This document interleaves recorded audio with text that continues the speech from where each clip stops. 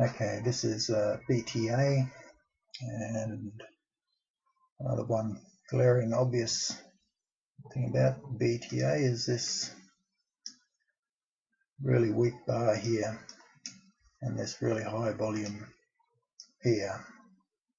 When you see really spiking volume like that, you know the smart money are probably into the stock, and in this case the professional end of the market was selling the stock down, selling it into demand. I don't know what happened with this gap up, but the professional money sold into it, and in a big way. So we know that because price closed off its high and it's continued to go lower. See, if we have a look at these other volume bars here, just in the recent past, I'll just mark the top and bottom of those off. And it's come back and it's fallen down. It's broken above this high volume bar here, but it hasn't supported on the line. It's come back, it's pulled up a little bit, and it's got really low volume and low supply, but smart money like low supply because it means they can mark it up, but they have to actually be in the stock, and the last thing they were doing just a week ago was selling very heavily. So if they don't respond to that, then price will just roll over on low demand, and I suspect probably to the $1.26. I probably wouldn't want to be touching it till it cleared this very weak bar. Oh, what have I done? Up here, I can put a pitchfork on it probably. Boom. There it is. It's sitting right on the time, but on very low demand, low supply, but yes, low demand, and it will probably swing around this median of the pitchfork before it decides what it wants to do. But I think this is $1.26. That's your immediate support anyway, and you really want it to get above the $1.66 before you start really taking it too seriously. So that's BTA. Okay, next we have CRE, and okay, this is the weekly chart. Here is the standout bar for CRE. And if you're holding up here and watching it just dwindle away on looks like zero demand, that's what's happened. It's just rolled over on no demand. Suddenly you get this down bar here on big volume. It goes down on big volume, but it only goes down. It's not a very widespread bar. That bar is full of buying. We know it's full of buying because price goes up the next day, and we know it's that is the professional money there coming into that one candle and into the next candle. And then we've had a little low volume, or comparatively low back test. Hang on, get rid of those. Back test here, low volume back test, and then a bullish response. So this is actually very strong down here, and gee, that's good. That's pretty much going to be your bottom, and because the pros have moved into town there. Let's have a look on the daily. Now look at that. Compressed lows, big volume, compressed lows, compressed closes, coming back up. So this has been, that's the Japan. See, nothing's happened. All of a sudden Japan happens, and suddenly they've just sucked it all up. They just soaked up all that selling and moved into that stock. And this is yeah, and then you've had price come back with that really low supply bar there. It's gone up, they've backed off, it's gone up, low supply, no one's selling it, and it's gone up. Then you've got a bit of a gap up, and that's come back to this high volume bar here. Hang on, I'll put a. Let's come back, test it in that. Tried to test for supply back in that high volume bar. Didn't find it. No supply. No supply. That's going up, and that's a very good base to work off. That's very good.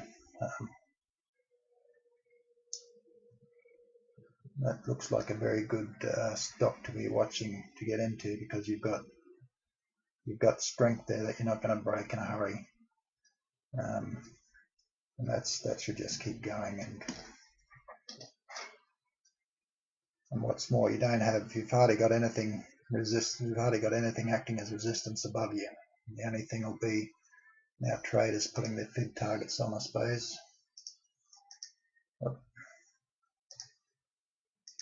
It's a bit hard to say that, because sometimes these big volume bars distort all the other ones, but we've got a couple up here. So you've got an initial resistance up here at around the 10-cent mark. So I think that's definitely on its way to 10 cents, and it should be.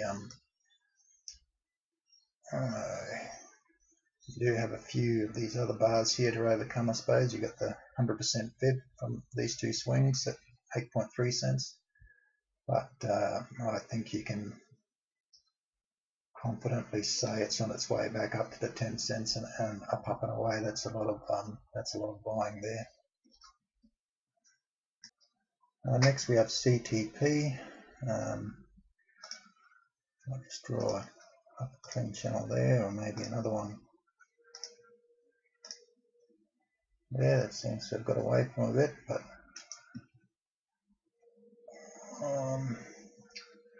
let's see. Well, we've got some very weak bars up here, and these are there's your high volume bar there. Oh, hang on, there's two of them. There's a lot of selling in those two bars, as can be seen. The professional money sell into down bars, sell into demand. That's come off, and they haven't really.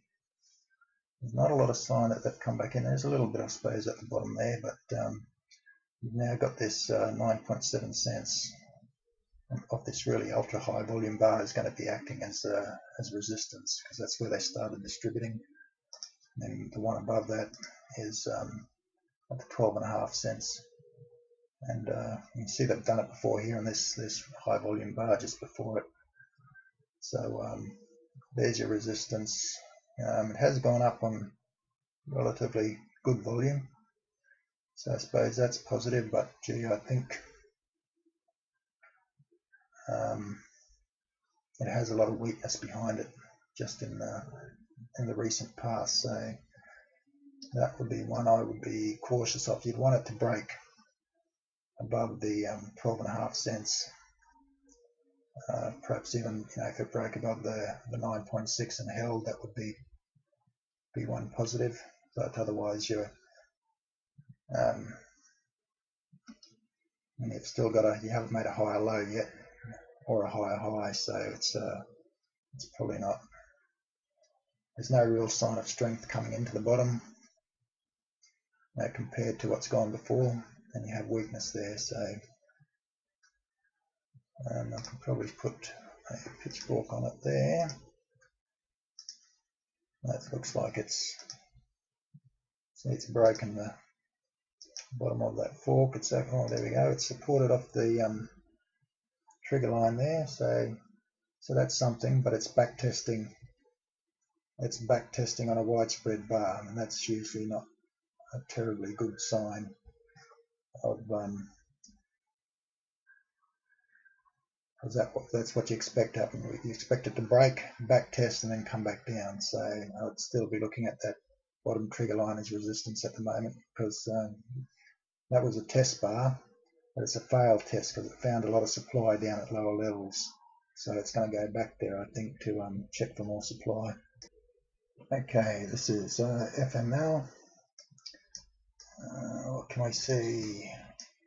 I might throw a bit of a pitchfork on it there. Oh. Okay, that's a pretty good median. It's on back and forth. It's hit the made a bit of a pivot at the median line. I might just add a trigger there and then copy that to the top pivot up here of the pitchfork, and it's here at the top of the channel now, and it's starting to pull away. So and the other thing we have here is spiking volume at the top of a channel at a natural pivot point. So you know the professional money are selling into this demand. And if I take the close of this high volume bar here, we see we've had a bit of a rally to try and get back up there, but it just hasn't been able to close above the close of this really widespread up bar. Smart money selling up bars and they're buying down bars.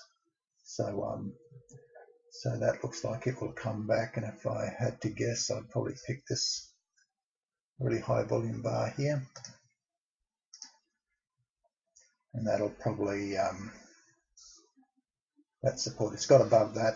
Well, it's tried to get down there and hasn't, so maybe what I should really do is copy that to the bottom of the really, well, at the bottom of this one, and we've got the bottom of that one. So it's probably going to come back and test for supply in this high volume area, and so that's good. That looks like a little test bar, but the volume, it's a failed test in my opinion, because it's got too much volume. So they'll probably continue to test down in that area, and we've got the bottom tine of the fork as support. We are in a general uptrend. This is an uptrending pitchfork, and we have broken above some high volume bars over here. So and we still haven't closed. We're still within this high volume bar here as well, so that's positive. Let's put some fibs on it. Look, at the moment you're sitting above a 50 fib retracement, so that's which corresponds exactly to the close of this ultra high bar here. So I might just get rid of all these other ones. It's so that may hold. What you're looking for is these sorts of test bars testing down on really low volume, and that'll give you an indication that it might want to hold or not. But at the moment you've got this, the last thing the professional money were doing was selling, and selling a lot, so that could come all the way down to the bottom tine of this fork. You've got the bottom tine of the fork as resistance, and you've got the trigger line here as resistance. This is generally not a good idea to be buying at the top of the channel. So, and if it could break above that high, break above the median line, and back test and hold, and that would be then you'd be on your way.